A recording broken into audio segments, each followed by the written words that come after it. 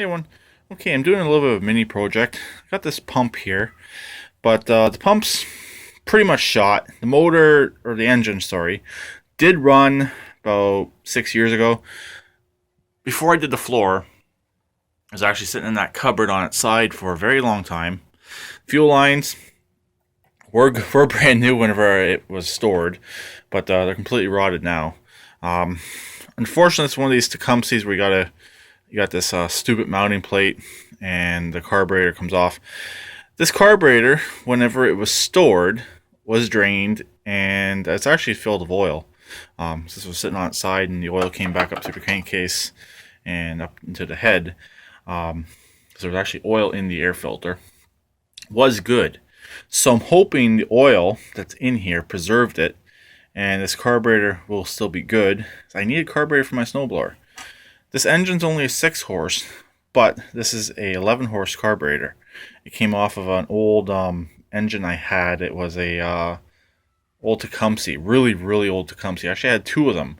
One was on the tractor, and I ended up buying a replacement on eBay. And the engine, it was a complete engine because I needed the coil out of it. It was one of those older style Tecumsehs. Normally they're horizontal shaft, but this one's actually a vertical. And basically used the coil underneath the flywheel. Then it had the little magneto box where the normal magneto coil would be, but that's what it used. So I ended up having to replace the entire flywheel coil underneath and that little spark box.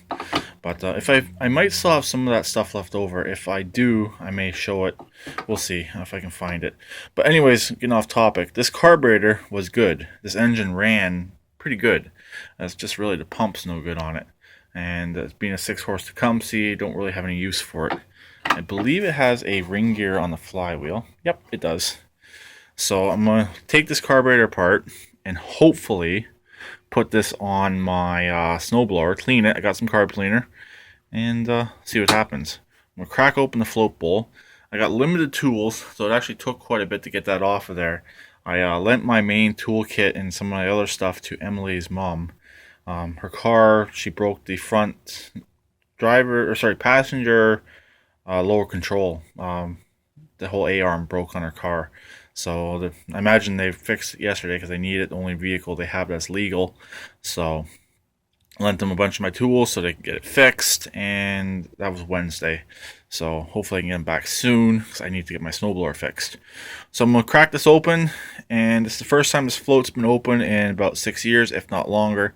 We'll see what's in there. So I cracked the nut. Surprisingly, it actually moved pretty good. This hasn't been out in the elements, so it should, in theory, be okay. That looks relatively clean, the needle. And let's see what's in here. Okay, I just needed 2 hands to crack the bowl. Ew, that don't look too promising. But the main thing I need is the body of the carburetor. The float, I don't care about. Or the bowl, I don't care about. That actually surprisingly moves. That might clean up.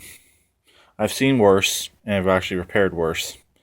But the bowl on the other carburetor is still okay. The float's still okay. Really, that actually doesn't look too bad at all. I'm most likely going to have to get a carb kit. I've actually seen worse. So this does show some promise. I gotta get this adapter plate off of here still. That's not a big deal. But that does show some promise. So let me get a few things taken apart on this, and we'll see what we got. Put that down so it doesn't drop. It's the last thing I need. Okay, I got mostly apart. It sucks when you got limited tools.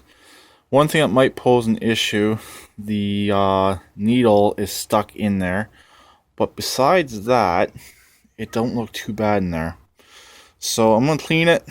And also I got to replace the choke butterfly with the one that's on the other carburetor.